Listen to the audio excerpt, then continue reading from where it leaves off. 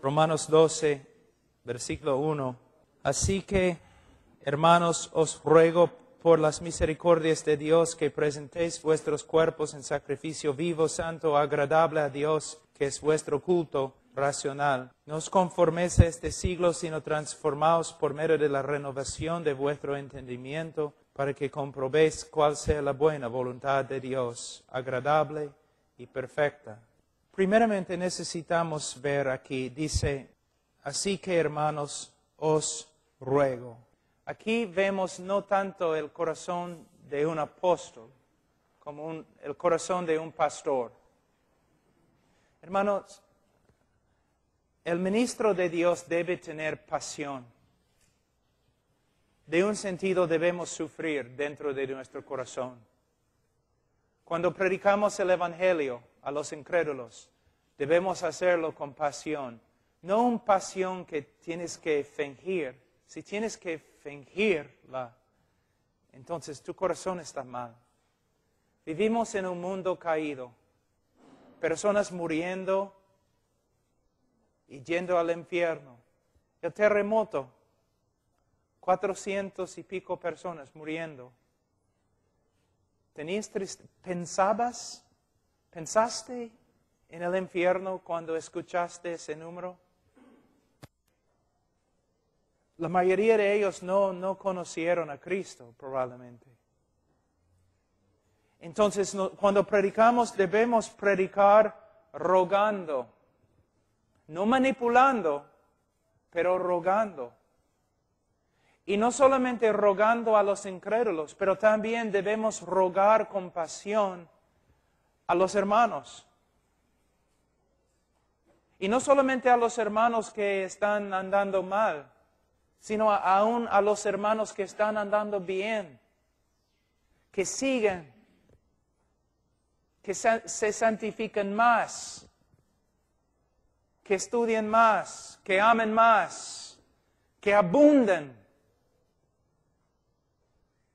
Cada persona, cuando tenemos un encuentro con una persona, es una persona que un día va a ser un ser glorificado o una persona en el infierno. Vivimos ante una eternidad, hermanos, y somos hombres de Dios. Cuando miramos al pueblo de Dios, cuando miramos a los incrédulos, debemos llorar. Nosotros tenemos una tarea muy, muy difícil. Constantemente estamos viendo personas que no conocen a Cristo y hermanos que necesitan ser motivados. Yo viajo por muchas partes del mundo, trabajamos en Asia, en la ventana 1040. No millones, 1,000 millones de personas que no han escuchado el Evangelio. O vamos a un lugar en África, las sectas están avanzando más que nosotros. Un hombre que vive porque quiere ganar riqueza es un tonto. Un hombre que quiere tener una vida fácil es un tonto. Pero nosotros tenemos el privilegio de vivir y morir por Cristo. Cuando predico, siempre predico pensando en la eternidad. Cuando testifico pensando en la eternidad. Y cuando predico a los hermanos, sí, son hermanos, gloria a Dios, pero también serán juzgados. También necesitan crecer, necesitan motivación. Y Pablo era un hombre lleno de pasión. Él dice, así que hermanos, os ruego por las misericordias de Dios que presentéis vuestros cuerpos en sacrificio vivo. Pablo está pidiendo a los hermanos que le den su vida a Cristo. La cosa más preciosa que el hombre tiene es su vida. Es la cosa más preciosa. Aún el diablo sabe eso, porque cuando el diablo estaba discutiendo con Dios en el libro de Job, él dijo básicamente, sí, has quitado muchas cosas de Job, pero ataca su vida, su misma vida, y vas a ver que te va a negar. La vida es preciosa, pero Pablo está rogando a los hermanos que pierden su vida por causa de Cristo. Cristo dice lo mismo. El hombre que gana su vida va a perderla. El hombre que pierde su vida, la gana. Ahora, tenemos una pregunta. ¿Cuál es la motivación acá? Es algo muy importante. ¿Cuál es la motivación? Pablo está diciendo, mira, ustedes tienen que entregar sus vidas como sacrificios vivos a Dios. Ellos responden, pero ¿cuál es la motivación? ¿Por qué debo hacerlo? Bueno, en el día de hoy muchas personas dicen muchas cosas. Debes entregar tu vida a Cristo porque Él te va a sanar. Debes entregar tu vida a Cristo porque Él te va a prosperar. Debes entregar tu vida a Cristo porque Él va a arreglar todo lo malo en tu vida. Pablo dice, debes entregar tu vida a Cristo como un sacrificio vivo por causa de, aquí encontramos la motivación, por causa de las misericordias de Dios. Esta es la motivación. ¿Por qué servimos a Cristo? Por causa de las misericordias de Dios. En el libro de Romanos, que no es una teología sistemática, pero hay bastante teología y tiene una buena estructura y una estructura más o menos sistemática. Encontramos algo muy importante aquí en capítulo 12, versículo 1. Lo mismo que encontramos en Efesios capítulo 4, versículo 1. En los primeros 11 capítulos, el apóstol Pablo está explicando todo lo que Dios ha hecho por su pueblo en la persona de Jesucristo. Después de 11 capítulos describiendo las misericordias de Dios en la persona de Jesucristo y lo que Él ha hecho por nosotros, Él básicamente dice al creyente, ahora que te he enseñado todo lo que Dios ha hecho por ti en Cristo Jesús, tú debes hacer esto. Tú debes entregar tu vida a Dios como un sacrificio vivo. Entonces, la motivación de la vida cristiana es lo que Dios ha hecho por nosotros en Cristo Jesús. ¿Necesitas otra motivación? En el día de hoy parece que los cristianos necesitan otras motivaciones. Riqueza, fama, sanidad. No, hermanos. Cristo murió por nosotros. No necesitamos otra motivación para entregar nuestra vida a Él. Esta es la razón por la cual el predicador tiene que hacer dos cosas.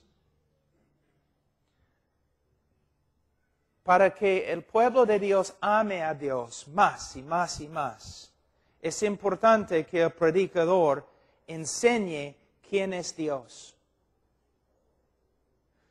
Enseñando los atributos de Dios, las obras de Dios. Todo lo que es Dios y todo lo que es la obra de Dios. Enseñando estas verdades a la congregación siempre. ¿Por qué? Dios es perfecto. Un corazón regenerado, cuando ve más de Dios, va a amarle a Dios más. También, no solamente los atributos de Dios y las obras de Dios, pero principalmente lo que Dios ha hecho por nosotros en la cruz del Calvario. ¿Quién es Dios? Y lo que Dios ha hecho a través de Cristo Jesús. Estas dos cosas son las principales motivaciones bíblicas. Estas dos verdades deben controlar nuestra vida. Amo a Dios porque conozco quién es. Y más que conozco, más que lo amo. Porque te has entregado a Cristo, porque te has entregado a Dios como sacrificio vivo, porque reconozco lo que Dios ha hecho por mí en la persona de Jesucristo, en la cruz del Calvario. Es la cruz y lo que Jesús hizo allí que debe ser nuestra motivación principal. Mira, yo estaba hablando durante el break, yo estuve hablando con un evangelista. Los evangelistas saben, a veces tú vas, tú predicas y personas reciben a Cristo y todos tienen gozo. A veces tú llegas a la plaza, tú predicas, te agarran, te botan, se burlan de ti, quieren matarte, tirando piedras y todo lo demás. Necesitas una motivación muy fuerte para recoger tus Biblias y folletos y entrar de nuevo en la plaza para predicar. Necesitas una motivación bien fuerte. Y tienes una motivación. Vas a entrar de nuevo no solamente porque amas a los hombres, porque probablemente en ese momento no vas a amar a los hombres mucho. Tú entras no solamente porque tú amas a los hombres, tú entras porque Cristo murió por los hombres. A veces los misioneros, cuando tengo que entrevistar a un misionero, yo les pregunto, a un misionero yo le pregunto, ¿una vez has pasado toda la noche orando porque no podías dormir por causa de las personas que van a ir al infierno en el país donde vas a ir? Y el misionero siempre, por lo general, dice, sí. Si no dice, sí hay problemas. Sí, pastor, he pasado noches orando. No podía dormir pensando en los de China, donde voy a ir, que van a ir al infierno si no escuchan el Evangelio. Okay. Tengo otra pregunta. ¿Una vez has pasado la noche sin dormir, orando? Porque en China Dios no se glorifica como debe glorificarse. Porque los chinos no están adorando a Dios como deben adorar a Dios. Porque Dios y su nombre no está exaltado como debe ser. Mayormente dicen, no, nunca he pensado así. Hermanos, debemos tener, creo que la palabra es celos por las almas. Sí, pero más debemos tener celos por la gloria de Dios. Dios no se glorifica. Tú miras un lugar bien bravo, ¿no? La Victoria, Gamarra, un sitio así. Tú comienzas a orar. No solamente debes pensar, y no principalmente debes pensar, yo voy a ir allí porque hay almas que están, perdiéndose. Aunque debe ser una motivación, no debe ser la motivación principal. La motivación principal es, yo quiero que Dios sea exaltado en ese lugar. ¿Ves? Y mira, soy bíblico. 2 mandamientos. El mandamiento más grande y el segundo. El más grande, amarás a Dios. El segundo, amarás a tu prójimo.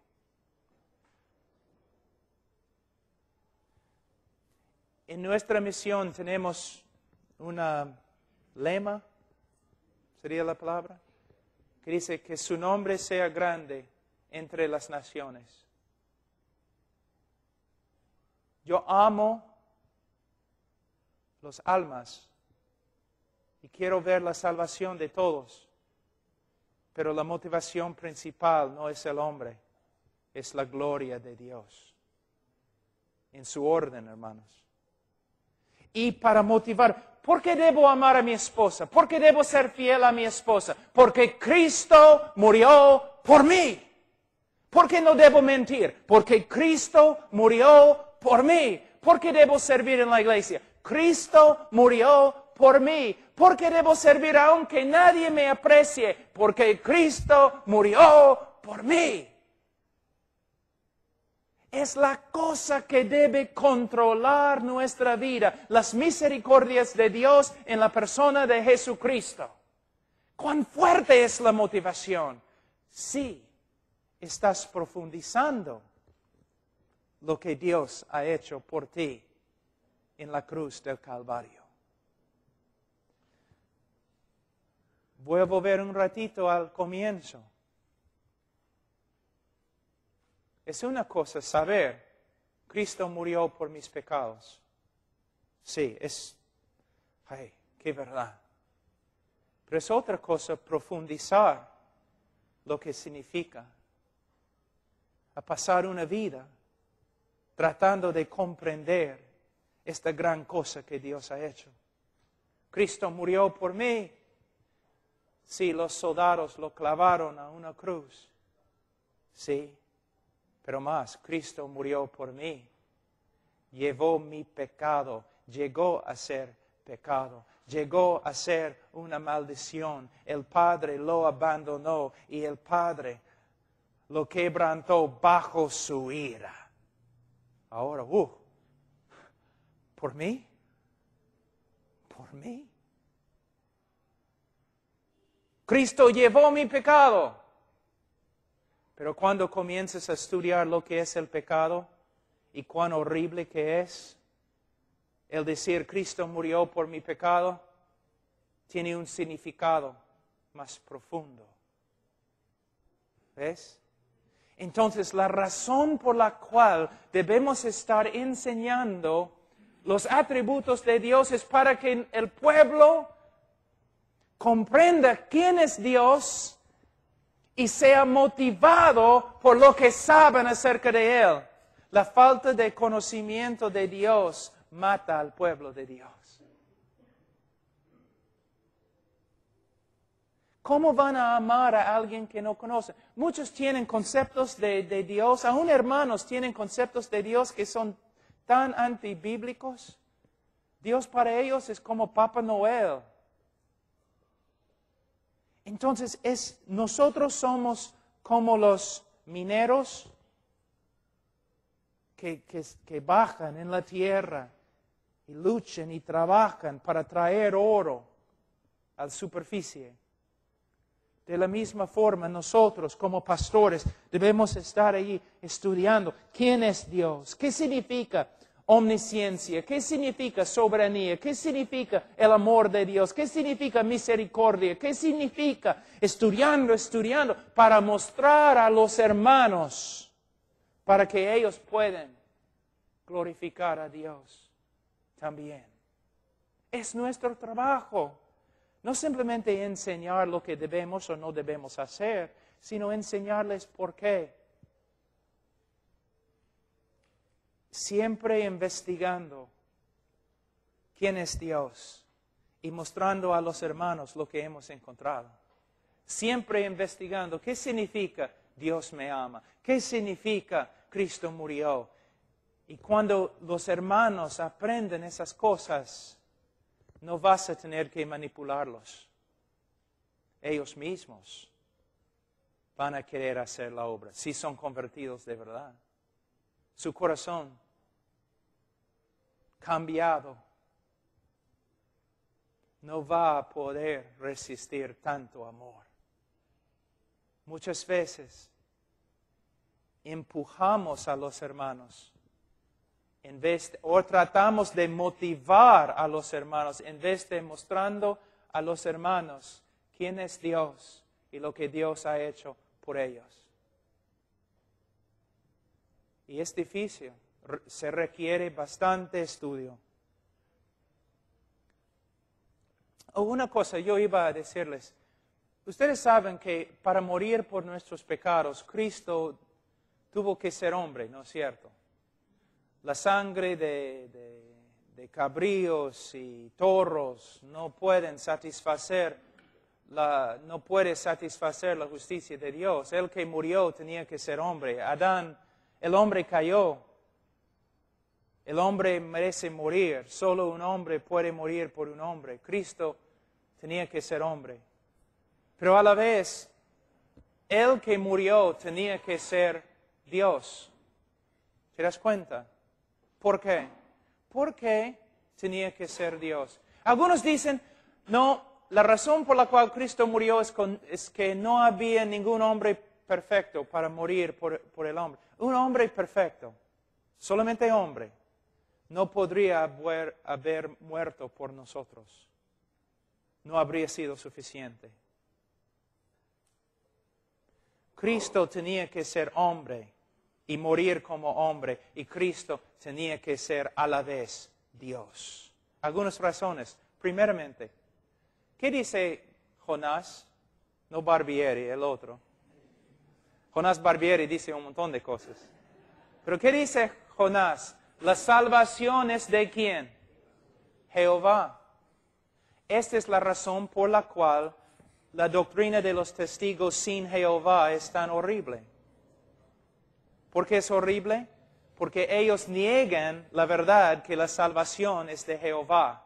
Ellos dicen básicamente que Jehová creó una criatura inocente y mandó esa criatura para que muriese por nosotros. Pero la Biblia dice salvación es de Jehová. El Salvador no solamente tiene que ser hombre, tiene que ser Dios. Porque Jehová es Salvador y Él no comparte este título con nadie. Tenía que ser Dios. Otra cosa, el que murió tenía que dar su vida. Quizás nunca has pensado así. El que murió tenía que dar su vida. Tengo una pregunta. ¿Quién tiene vida en sí mismo?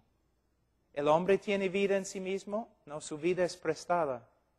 Proviene de Dios. ¿Un ángel tiene vida en sí mismo? No. Su vida proviene de Dios. Si Dios corta la vida, el ángel va a perecer. Si Dios corta la vida, el hombre va a morir. Yo no tengo vida en mí mismo. La vida que tengo es prestada. Los ángeles no viven por sí mismos. Ellos reciben vida de Dios. El que muere tiene que dar su vida. Cristo dijo, yo tengo vida en mí mismo. Y yo tengo la autoridad de echar mi vida y retomar mi vida. ¿Ves? El que muere en la cruz tiene que ser Dios. Otra cosa, ¿quién puede morir bajo la ira de Dios y sobrevivir? La ira de Dios. Las montañas se derriten ante la ira de Dios. Los mares se secan ante la ira de Dios. ¿Quién puede morir y resucitar después de haber sufrido la ira de Dios? Pero la razón principal por la cual tenía que ser Dios. Una vez yo estaba hablando a un grupo de universitarios en una universidad y mayormente no eran creyentes. Yo era como cordero al matadero ese día. Y después de escuchar el Evangelio y yo clamando a ellos que los que no creen van a ir al infierno, se ofendieron todos. Pero durante las preguntas y respuestas, un joven, medio enojado, se paró y dijo, yo tengo una pregunta para ti, predicador. ¿Está bien? ¿Qué? ¿Cómo es que un hombre puede sufrir solamente algunas horas y salvar a una multitud de hombres de una eternidad en el infierno. No es justo. Yo empecé a llorar con gozo. Y le dije, joven, cuánto me gusta contestar tu pregunta. Es algo que a veces en la noche no puedo dormir pensando en esta respuesta. La razón por la cual ese hombre podía sufrir solamente algunas horas en la cruz y salvar una multitud de hombres de una eternidad en el infierno, es porque ese hombre tiene más valor que todos los hombres juntos. Cuando los teólogos hablan de la perfección del sacrificio de Cristo, no están hablando solamente del hecho que su sacrificio fue sin pecado. Están hablando también del valor del sacrificio. Tenía que ser, Dios es un Dios infinito. Nuestros crímenes contra Él son infinitos. Merecen un castigo infinito. Para pagar se requería un sacrificio de infinito valor. Por esta causa amo a Cristo. Esta es la razón. ¿Quema tu corazón en este momento? El mío quema, se quema con gozo. Cristo, wow, mira lo que Dios ha hecho, mira quién es Dios. Quiero servirle, quiero testificar, quiero caminar en la santidad. Tu congregación necesita lo mismo. Necesitan aprender de la grandeza de Dios para que puedan, con corazones de fuego, servirle. Necesitan más que simplemente tú debes amar a Dios, debes amar más a Dios. Tienes que mostrarles quién es Dios para que puedan amarle más. Ahora, Él dice que presentéis vuestros cuerpos. Hermanos, a veces en una campaña evangelística personas pasan adelante y algunos pasan adelante diciendo, mira, me he convertido o quiero convertirme. Está bien, gloria a Dios. Algunos pasan adelante, dicen, no quiero convertirme, solamente quiero rededicarme. ¿Ok? ¿Es posible? Sí, pero ten cuidado. Ten mucho cuidado. Por causa del evangelismo superficial y la creencia fácil, es muy posible que el Espíritu Santo está obrando a través de la prédica y esta persona de verdad simplemente se está rededicando. Es posible. Pero también es muy posible que esta persona es la primera vez que de verdad ha escuchado el Evangelio y no se está rededicando, sino justo se convirtió. ¿Me entienden, hermanos? Hay que tener bastante cuidado. ¿Una persona puede rededicarse en una campaña evangelística? Por supuesto. Pero si eres el evangelista y una persona pasa adelante diciendo quiero rededicarme, debes tener cuidado con él.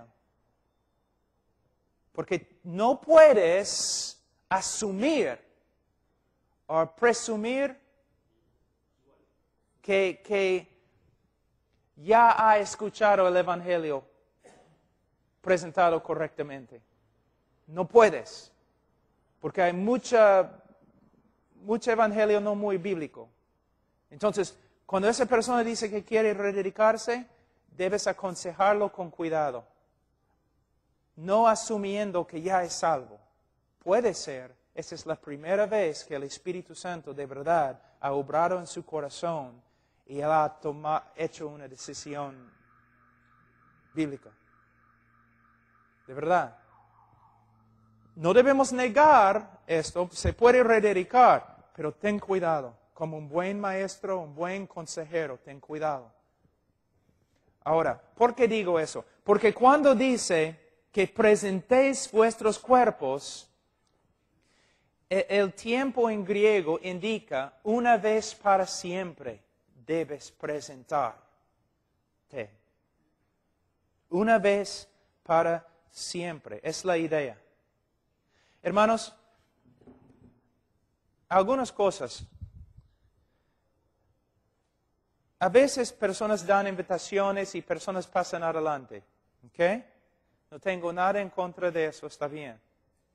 Pero a veces dicen que deben venir al altar, ¿no? ¿Has escuchado este tipo de habla? Debes al altar, orar aquí en el altar.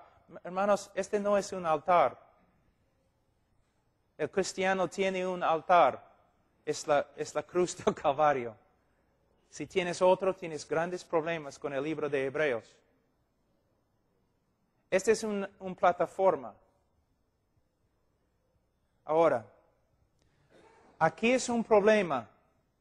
No es un problema tanto en los lugares donde el Evangelio no ha entrado, pero en lugares como Lima hay un problema. Es un problema psicológico. Es así.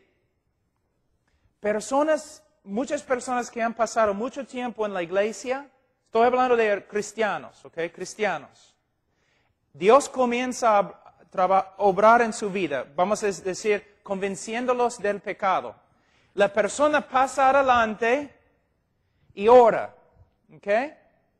Pero es algo psicológico, es como la persona ora 5 minutos y ya, todo está bien.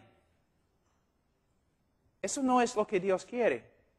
Ellos ya están, después de orar 5 minutos, están sueltos, ¿no? Del problema, de la convicción y todo lo demás. No está bien. Es mejor que una persona... No es que no pueden pasar adelante, pero no queremos que pase adelante como si este fuera un lugar mágico para dejar su pecado, después de 5 minutos de pensar en su pecado y regresar, y de nuevo, no solamente regresar a la casa, pero vuelven al mismo pecado. ¿Me entienden, hermanos? ¿Me entienden? ¿No? Ok, voy a intentar de nuevo. A veces este lugar aquí llega a ser un lugar mágico, donde las personas dejan sus pecados. Los creyentes oran 5 minutos, ya todo está bien, voy a volver a la casa. No, si es un pecado en su vida, un problema, en vez de simplemente orar aquí 5 minutos, quizás necesiten hablar con el pastor y orar con el pastor como 1 hora, 2 horas, o 3 horas, o 6 semanas. Este no es un lugar mágico donde simplemente dejamos nuestro pecado. Si tenemos pecado en nuestra vida, algo que nos está hundiendo, no debemos ir a un lugar y orar. Quizás debemos ir a un consejero bíblico que nos puede ayudar con las escrituras y chequear cada 2 semanas o algo para ver cómo estamos haciendo.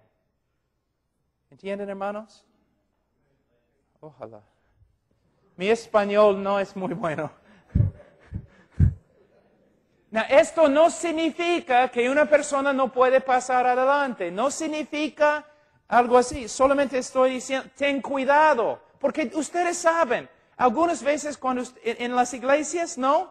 Cada vez que predicas, la misma hermana, oh Dios mío, y se pone a orar. Nunca cambia, pero cada domingo está ahí en el altar orando. Quizás debes ir, hermana, quizás tú debemos tener una reunión algunas horas y hablar de tu problema. ¿Ves? Es lo que estoy diciendo. También, no entre los incrédulos, pero entre los hermanos. Si estás predicando y hay un hermano que constantemente viene para rededicar su vida, hay problemas. Pero vemos esto, ¿no es cierto? En la iglesia. Si yo veo una persona que constantemente está pasando adelante para rededicarse, yo empiezo a pensar, quizás esta persona no conoce a Cristo. O, si conoce a Cristo, tiene algunas ideas no bíblicas. Yo me regocijo cuando personas responden al mensaje, pero hay que tener cuidado. Porque aquí dice, una vez para siempre, que presentéis vuestros cuerpos en sacrificio vivo. Ahora, algo bueno, que presentéis vuestros cuerpos. Esta frase es un poco inusual para Pablo. Vuestros cuerpos. ¿Por qué dice cuerpos? Yo te digo. ¿Has visto a los hermanos? Porque estamos hablando de los que se dicen hermanos acá. ¿Has visto a los hermanos que dicen, yo he dado mi corazón a Cristo? Pero está ahí afuera, está fumando pasta, un montón de cosas. No, fornicario, persiguiendo a las mujeres, emborrachándose, todo lo demás. Pero cuando hablas con él, tú no puedes leer mi corazón. He dado mi corazón a Cristo. Necesitas usar este texto. Cristo no quiere tu corazón, quiere tu cuerpo. La razón por la cual yo creo Pablo está usando la palabra cuerpo aquí es para evitar estas ideas místicas superficiales. He dado a Cristo mi corazón. No puedes juzgarme, tú no puedes leer mi corazón. Sí, pero si Cristo tiene... El corazón en la Biblia es el sede de todo lo que eres. Centro. Epicentro, eje de todo lo que eres. El corazón es tu naturaleza, es quien eres. Si Cristo de verdad tiene tu corazón, Él va a tener tu lengua, y tus manos, y tus ojos, y todo lo demás. Entonces, Pablo está diciendo, tienes que presentar tu cuerpo, todo lo que eres. El hebreo no era como el griego. El griego dividía todo, ¿no?, la esencia del ser humano en un montón de diferentes cosas. El hebreo no. Cuerpo. El hombre entero tienes que entregar a Él. Ahora, aunque parece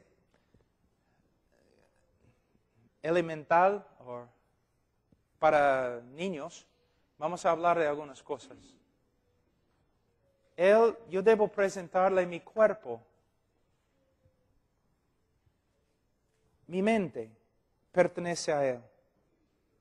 Yo no tengo el derecho de pensar de una manera no bíblica. Yo debo renovar mi mente con la palabra de Dios. Mis ojos, aquí es el problema para los hombres. De verdad. Los jóvenes vienen a mí y dicen, mi corazón, pastor, ayúdame, mi corazón está lleno de tantos pensamientos no feos y horribles acerca de chicas y todo lo demás. Yo solamente tengo que preguntarles, ¿qué estás mirando? ¿Qué estás mirando? Tus ojos pertenecen a Cristo. No me importa si tienes que ponerte una bolsa sobre tu cabeza. Tus ojos pertenecen a... Pastores, mira, ¿sabe la razón por la cual muchos hombres no pueden ser buenos esposos? Y no pueden amar a sus esposas como deben.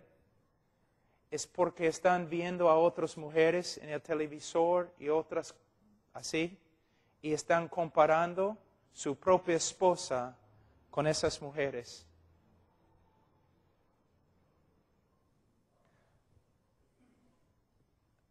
Los ojos. No puedes ser un hombre de Dios sin controlar los ojos. No puedes. No puedes, no puedes, olvídate. No me importa cuán inteligente que seas, los ojos. Hay lugares, hay tiendas. Estas grandes tiendas en Estados Unidos que se llaman malls, like Jockey Plaza. Yo no voy. Simplemente porque si voy, va a haber pósters, avisos bien grandes con chicas semidesnudas. Yo soy hombre de Dios. No voy. O si voy, voy así. O me pongo lentes con un palito así y mi esposa me guía. Pero hermanos, mira, un violinista, un viejo famosísimo en Europa, tocó en su último concierto. Y después de tocar, un joven violinista se le acercó y dijo, Señor, yo daría mi vida para tocar como tú. Y él dijo, he dado mi vida para tocar como toco. Hay hombres de Dios, evangelistas, predicadores, pastores, maestros. Tú puedes ver que son diferentes. De verdad. Dwight L. Moody, Carlos Spurgeon, aún hoy día hay. Tú sabes, hay algo diferente. ¿Sabe qué? Han dado su vida. Ellos dicen, no voy a mirar, no puedo, porque si lo hago voy a contristar el Espíritu Santo que obra poderosamente en mí. Hay que tomar una decisión. No solamente los incrédulos, algunos creyentes necesitan hacer decisiones. Hay algunas cosas que pueden estorbar tu ministerio. No sé cómo funciona la soberanía de Dios por acá, el cristiano y su voluntad por acá, no sé cómo, no sé, pero solamente yo sé esto. Dios es soberano. Y el que empezó en ti la buena obra la va a perfeccionar y a la vez puedes estorbar tu ministerio. Es cierto. Y mayormente es por la falta de santidad. Los ojos, los oídos, las manos, los pies. Todo pertenece a Él. Si respiras, es solo para Él que respiras. Si tu corazón bate, es para Él, para servirle a Él. Todo es para Él.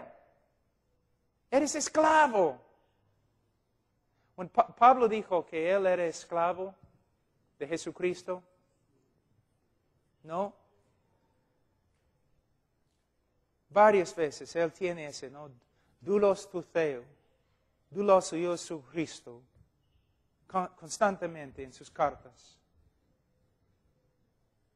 Yo creo que él estaba diciendo que él era prisionero del amor de Dios. El amor de Dios le empujaba, le controlaba. Todo era eso. Yo soy prisionero, yo no puedo hacer otra cosa. ¿Por qué? Porque me ama. Muchas personas, yo sé que estoy hablando de un montón de cosas, pero no tenemos mucho tiempo. Hay muchos que dicen, yo hago esto porque amo a Jesús. ¿Okay? Yo hago esto porque amo a Jesús. Y está bien, pero no es la motivación principal, porque a veces no amas a Jesús. Y muchas veces tu amor para con Jesús es muy débil. Es mejor decir, yo hago esto porque Jesús me ama. Entonces la motivación es constante y nunca cambia. Es el amor. A veces en las Escrituras, en el griego, tenemos, ¿cómo es la palabra? Algo como el amor de Jesús o el amor de Dios. Pero se puede traducir de dos formas. El amor de Jesús puede significar el amor que una persona tiene para con Jesús, o puede significar el amor que Jesús tiene para una persona. Pero la motivación más constante es cuando pensamos no en nuestro gran amor para Jesús, sino el gran amor de Jesús para nosotros. Entonces, nosotros debemos ofrecer nuestra vida como, ¿qué? Dice aquí, sacrificio vivo. Nuestros cuerpos en sacrificio vivo, santo, agradable. Primeramente vivo. Hermanos, una persona puede hacer un montón de cosas, cosas religiosas, cosas evangélicas, cosas cristianas, sin ser convertida. De verdad, es increíble. Algunos de ustedes quizás saben que mi esposa se convirtió hace como 3 años. Se convirtió. De verdad. Esa mujer, desde el momento que la conocí, era la mujer más moral y virtuosa que he conocido. Cuando tenía 12 años, ella hizo su decisión. Un predicador le dije básicamente lo siguiente: mira, todos los demás en el colegio han recibido a Cristo, ¿por qué tú no? Todos tus amigos han recibido a Cristo y lo único que tienes que hacer es repetir esta oración. Ella lo hizo y empezó a vivir una vida religiosa, tratando con toda su fuerza a agradar a Dios. Ella ministraba a los niños, pirañas, aquí antes, durante la época de los terrucos. Conmigo ella salía por el río Marañón, el río Amazonas, por la sierra, por lugares, pasando por los terrucos, todo. Pero después de cada año, mientras cada año pasó, es peruana, cada año, yo empecé a ver algo. Como una persona luchando para hacer lo correcto. Una persona moral, tratando de agradar a Dios. Pero cada año esta persona se notó que no podía. Y una noche yo estaba predicando en una campaña evangelística en San Antonio, en Texas, en la calle, bajo una carpa bien grande. Al lado de la carpa era un hueco donde estaban fumando pasta. Durante el día entramos en el hueco, oramos, todos salían del hueco, oramos, y en la noche yo predicaba en la carpa. Drogadictos y prostitutas, todo. Era uno de los peores sitios en el país. Y mi esposa está sentada en la primera fila con las demás esposas de los pastores. Y yo estaba predicando sobre el libro de Primera de Juan. Y mi esposa luego me dijo: la primera vez en mi vida que el Señor me habló. Yo miré por la puerta de la carpa y había una prostituta ahí fuera con sida. Horrible. Y Dios me habló y me dijo: la única diferencia entre tú y esa prostituta es la ropa que tienes puesta. Todas tus justicias son como trapos de inmundicia. El próximo día estábamos en el carro y mi esposa me dijo: Pablo, ¿tú crees que soy salva? Yo le dije: Charo, yo tengo la autoridad en la Escritura de decirte cómo ser salva. También tengo la autoridad de enseñarte cómo un creyente puede tener la seguridad de la salvación. Pero Charo, yo no tengo la autoridad de decirte que eres salvo o no eres salvo. Es la obra del Espíritu Santo. Entonces llegamos al departamento. Yo bañé mis 2 hijos en la cama y yo fui a la cama también. Yo le dije a mi esposa: busca al Señor hasta que te salve. Como medianoche, alguien me despertó: Pablo. ¿Qué? Creí. Soy salva. El Señor me ha salvado. Ahora no es una obra, su presencia, su poder, su vida. Soy salva. es una persona totalmente diferente. Pero muchas personas se enojaron después de escuchar su testimonio. Pero era una mujer tan moral, una mujer tan devota, una mujer entregada a la obra. ¿Cómo puede ser? ¿Cómo puede ser que no es creyente? No era creyente. ¿Ves? Tiene que ser un sacrificio vivo. Una persona que ha sido regenerada por el Espíritu Santo, una persona que cree, una persona que está confiando solo en Cristo. Obras religiosas no tienen ningún valor. También cuando usa la palabra vivo acá, tiene que ser un sacrificio animado. Hermanos, ustedes van a ver un juego de fútbol, se portan como locos. Tanto ánimo y todo lo demás. Hermanos, debemos tener ánimo en las cosas de Dios. Debemos. De verdad, debemos animarlos los unos a los otros. Es lo que significa. Por medio de mi vida, tú debes estar más animado. Por medio de tu vida, yo debo ser animado. Es la razón por la cual nos reunimos. Pero esa es otra cosa, ¿no? Ya has venido, todos han venido a la iglesia esta noche. Gloria a Dios. ¿Y para qué? ¿Solamente para recibir? No, nos congregamos no solamente para escuchar un sermón y no solamente para cantar como un grupo. Debemos congregarnos para animarnos los unos a los otros. Hay un ministerio grande que no se hace en la iglesia en el día de hoy. Los miembros vienen para recibir, nada más. Pero tenemos que crear puertas abiertas para que puedan ministrar. Es lo que una de las cosas los carismáticos hacen, y de verdad no soy carismático. Pero mira, voy a mostrarles la diferencia. Los carismáticos empezaron con las células, ¿no?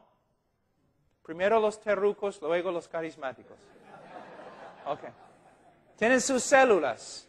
¿Y qué pasó? Con sus células, sus células comenzaron a crecer y multiplicarse. Los bautistas dijeron, entonces necesitamos hacer células también. Nada. ¿Sabe por qué? Yo te digo por qué. La razón por la cual las células fracasaron. Esa es la razón. Hicimos la misma cosa en la célula que hicimos en el culto. De nuevo, es solamente más pequeño. Ok, una célula de 10 personas. Ustedes se sientan allí, no hagan nada, yo voy a predicarles. Los carismáticos en sus células, ¿qué pasa? Todos están ministrando. Todos están edificando. Caramba. Doctrina errónea, de verdad.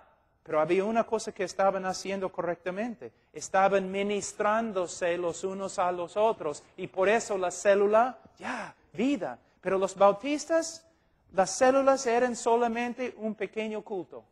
Con un hombre ministrando, quizás un director de música y todo. ¿Ves? Todos, yo no estoy de acuerdo con esas ideas de todo eso que, cuando yo digo don del Espíritu Santo, yo quiero decir algo completamente diferente que los carismáticos. Pero los hermanos tienen dones. De verdad. Y deben estar ministrando conforme a sus dones. Y nosotros tenemos que abrir una puerta para que lo hagan. Las células no fracasaron, lo que fracasó nuestra manera de hacerlas. Ahora, dice, sacrificio vivo, santo. Hermanos, yo voy a darles un ejemplo de cómo hemos bajado el estándar. No voy a decir, en ese momento, yo no estoy haciendo un argumento contra una piscina o contra la playa, nada así. Yo tengo mis opiniones, voy a guardar mis opiniones. Pero solamente quiero que ustedes vean algo histórico, una verdad histórica. Lo que los cristianos, la manera en que los cristianos se visten en el día de hoy, cuando van a la playa. La manera en que los cristianos se visten en el día de hoy cuando van a la playa. Si un incrédulo hace 60 años, si un incrédulo se hubiera vestido así, las autoridades seculares habrían metido a esa persona en un manicomio o una cárcel. ¿No es cierto? No. Es cierto. Entonces mira, lo que los cristianos aceptan en el día de hoy, solamente 60 años atrás, era una locura o un crimen. ¿Ves cómo hemos bajado? Lo mismo, lo que se encuentra en el televisor. Solamente 20 años atrás, ilegal. Lo que los pastores miran en el televisor, 20 años atrás, las autoridades seculares y no creyentes decían ilegal. Pornográfico. Santos, hermanos. Santos. Santos. Es verdad. Es algo que tenemos que pensar en eso.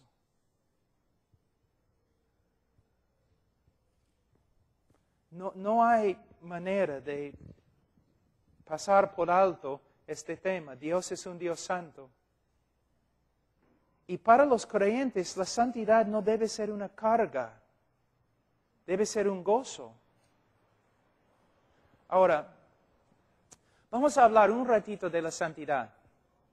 Voy a mostrarles algo interesante acerca de, palabras.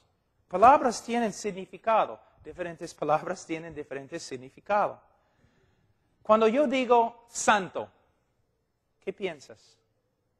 Mayormente cuando una persona escucha la palabra santo, piensa sin pecado, puro, sin pecado, no hay oscuridad, no hay pecado, no hay maldad, santo. Entonces, ¿qué piensas cuando escuchas la palabra justo? Bueno, sin pecado. Entonces, ¿cuál es la diferencia entre santo y justo? Justo se refiere más a no pecar. Justicia significa conforme al carácter y a la voluntad de Dios. Justicia, el ser justo, es conformarse a un estándar. El estándar en la Escritura es el carácter y la voluntad de Dios. ¿Qué significa santo? Santo no significa principalmente sin pecado. La palabra santo proviene de una palabra hebrea que significa cortar. Cortado. Imagínate una zanahoria. Tu esposa no corta así. Y después, cuando ya hay un montón, con el cuchillo va así, mira. ¿No? Separa lo que ha cortado. De allí y separa. Santo significa cortado, separado. Cuando decimos que Dios es santo, no significa principalmente que es sin pecado, aunque es sin pecado, sino significa que Dios está separado, es único, no es común, no hay nadie como Dios, nadie. Una pregunta, entre dos criaturas, tenemos un arcángel, ¿no? Y un gusano. ¿Cuál de estas dos cosas son más como Dios? ¿Cuál de estos es más como Dios? ¿El arcángel o el gusano nadando en el desagüe? ¿Cuál? No, Ninguno. Lo que tienes que entender, Dios no es como nosotros, solamente más grande. Dios no es como su creación, solo más grande. Dios no es nada como nosotros. Este arcángel no es más cerca a Dios que este gusano, porque Dios no es como nadie. ¿Ves? ¿Ves? No es como nosotros, solamente más grande. No es como nosotros. No es como los ángeles, simplemente más grande. El ángel en toda su gloria no puede jactarse de ser más como Dios, porque Dios es tan lejos de él como del gusano. Así es la gloria de Dios. Cuando decimos que Dios es santo, significa no hay nadie como Dios.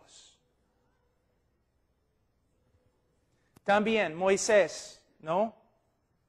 Dios dice, Moisés, vete a Egipto. Moisés dice, pero ¿cómo te llamas? ¿Quién eres? ¿Quién eres? Dios dice, yo soy quien soy. Ahora, eso es importante. Vamos a decir que un marciano llega a Barranco. ¿Ok? He escuchado que ya han llegado.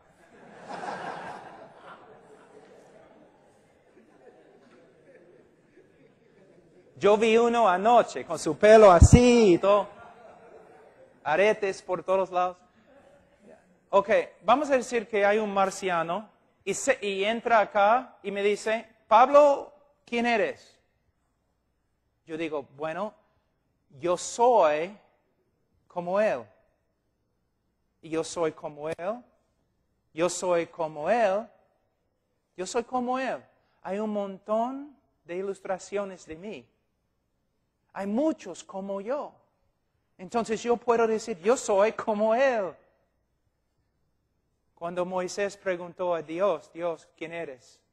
Yo soy como soy. No hay nadie como mí. Pero hace 2000 años alguien preguntó, Dios, ¿quién eres?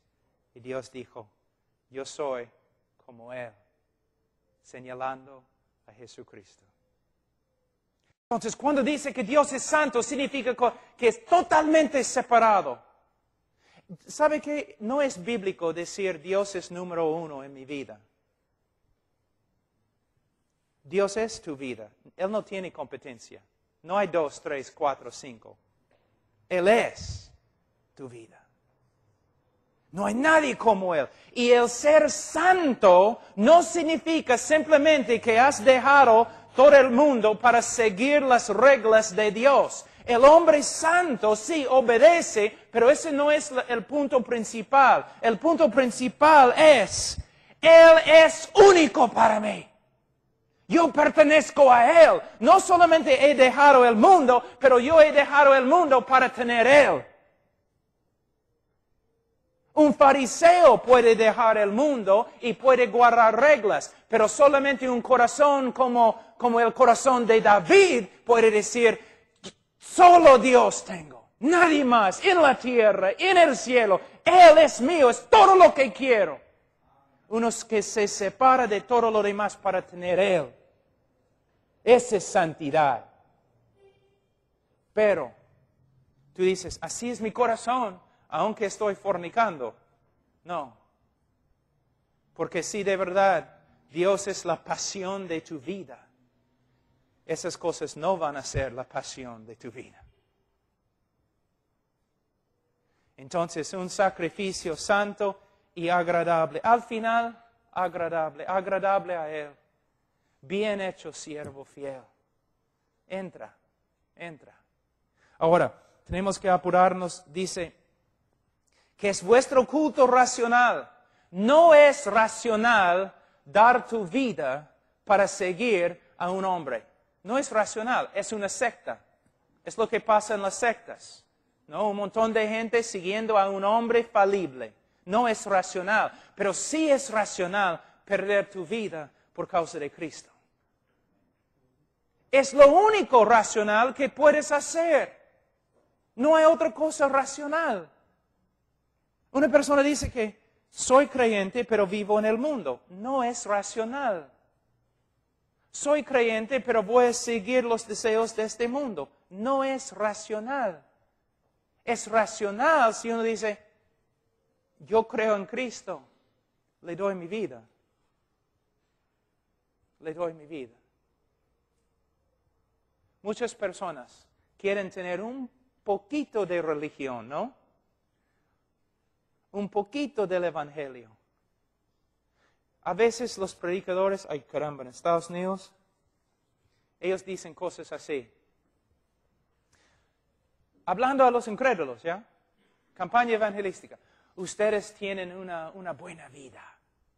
Tienen casas bonitas y carros bonitos. Tienes una buena esposa y sus hijos son muy inteligentes y fuertes. Ustedes tienen una buena vida. Solamente les falta una sola cosita. Ustedes necesitan a Jesús. Ahí entonces tu vida va a ser perfecta. Blasfemia. Cristo no es una cosita que necesitas para cumplir todo lo demás. Si no tienes Cristo, no tienes nada. Nada. Nada. Ustedes saben, los que son casados,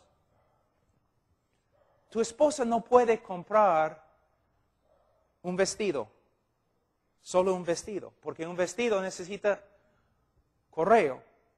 Y un correo necesita zapatos.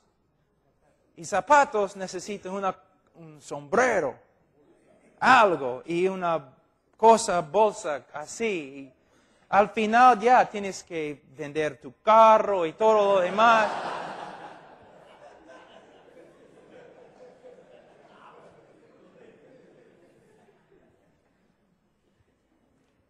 Se llaman accesorios. ¿Accesorios? Cristo no es un accesorio. No es un accesorio. Es nuestra vida o no es nada. Es por eso cuando la Biblia dice los que le recibieron, reducir esto a la repetición de una oración es horrible. ¿Una persona puede recibir a Cristo a través de una oración? Sí, si se arrepiente y cree, Señor, sálvame.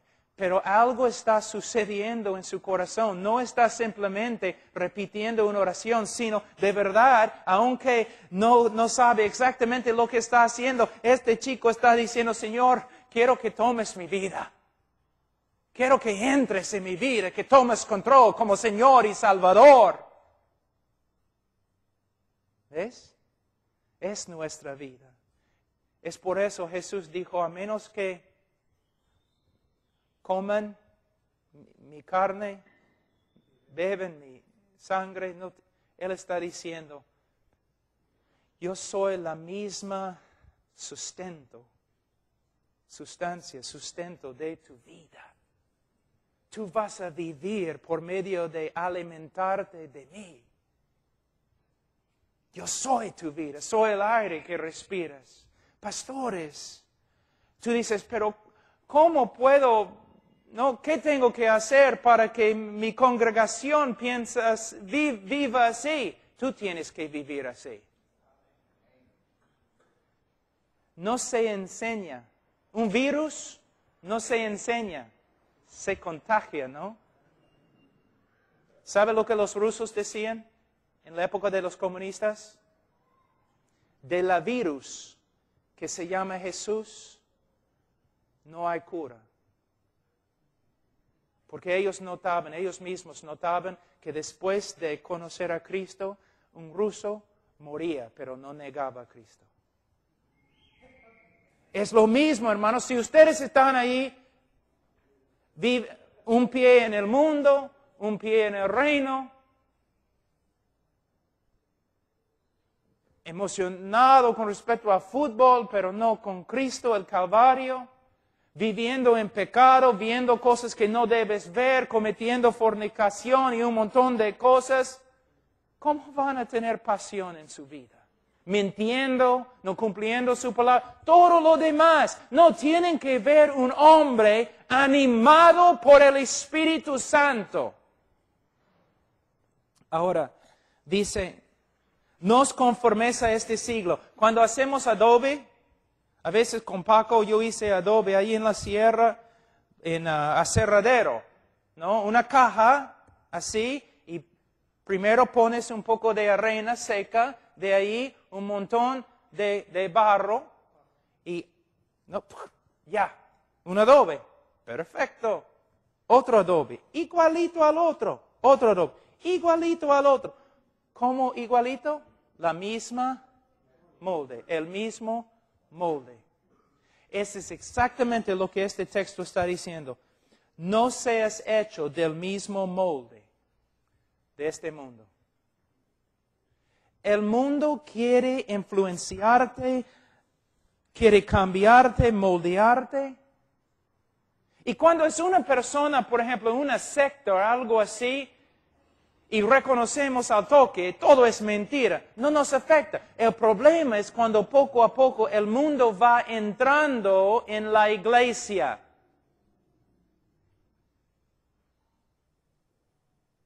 Por medio de psicología, por medio de cultura, por medio de un montón de cosas. ¿Aquí debes tener una iglesia norteamericana? No, pero tampoco debes tener una iglesia peruana. Debes tener una iglesia bíblica. Bíblica.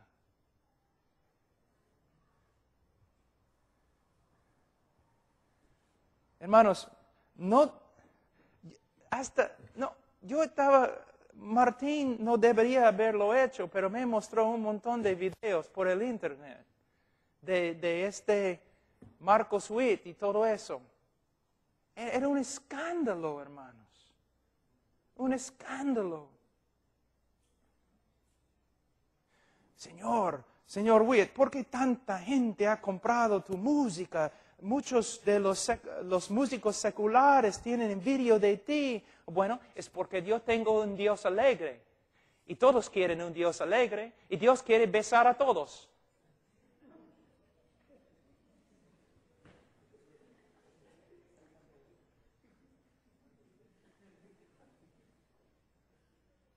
No sé qué hacer ahora. Llorar, reírme. ¿Qué es eso? ¿Qué es eso?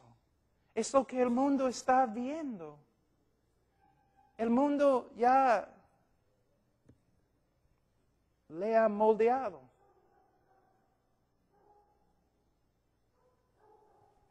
Hermanos, yo veo entre las iglesias bautistas lo mismo. Hermanos, no hacemos algo porque funciona. Hacemos algo porque es bíblico. Las sectas usan cosas porque funcionan, pero nosotros nos preocupamos más por la verdad. Yo recuerdo un director de música una vez, y él me dijo, pastor, muchos hermanos están diciendo un montón de cosas acerca de la música, no están a favor de la música. ¿Puedo hablar con ellos? Y era un hombre de Dios, entonces yo decía, claro, ¿no? Yo confío en ti. Entonces se paró y dijo, muchos de ustedes me dicen que no quieren cantar los himnos y que ustedes quieren música más movida y que ustedes no han sido bendecidos por la música que tocamos acá. Como el director de música solamente me gustaría decir no me importa, porque la música en esta iglesia no es para ti, es para el Señor. Y la música que cantamos acá va a ser música bíblica, con un mensaje bíblico, y que produce santidad en nosotros y no simplemente movimientos. Si quiero movimientos, voy a bailar salsa. Yo sé cómo hacerlo. Cuba me enseñó.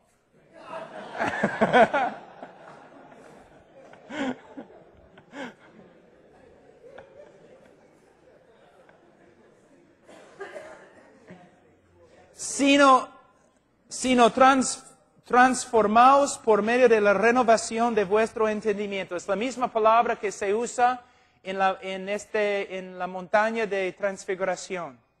Es la misma palabra que se usa también cuando habla de los gusanos que se convierten en mariposas. Metamorfizarse.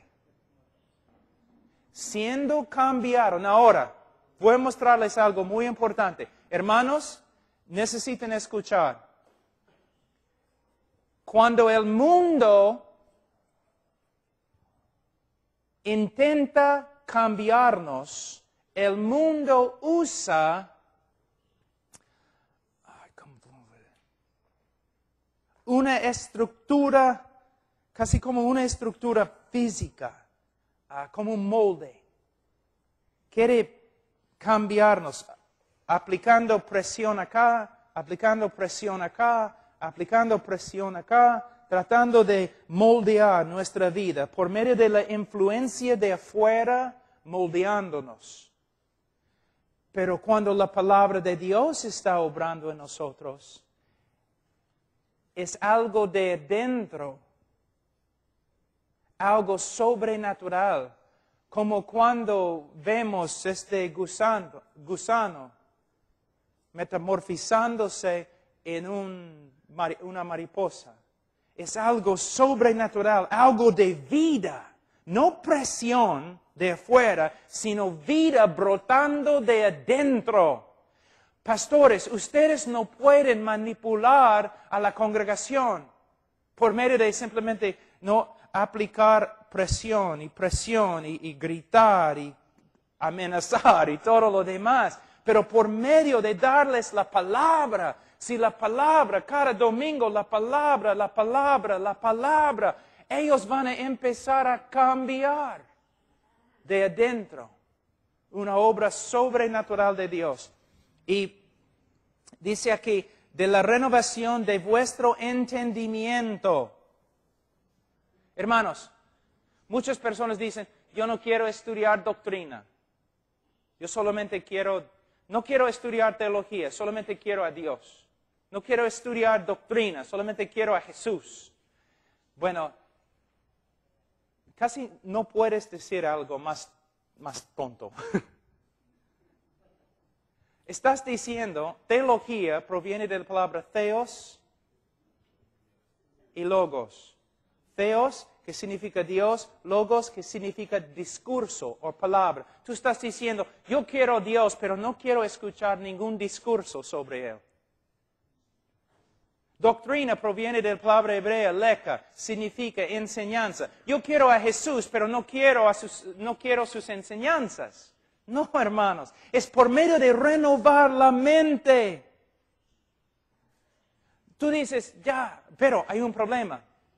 Vamos a decir que tengo un vaso de agua. ¿Alguien tiene sed? Sí, pastor, tengo sed. Aquí, un vaso. ¿Y tú? ¿Vas a tomar del vaso?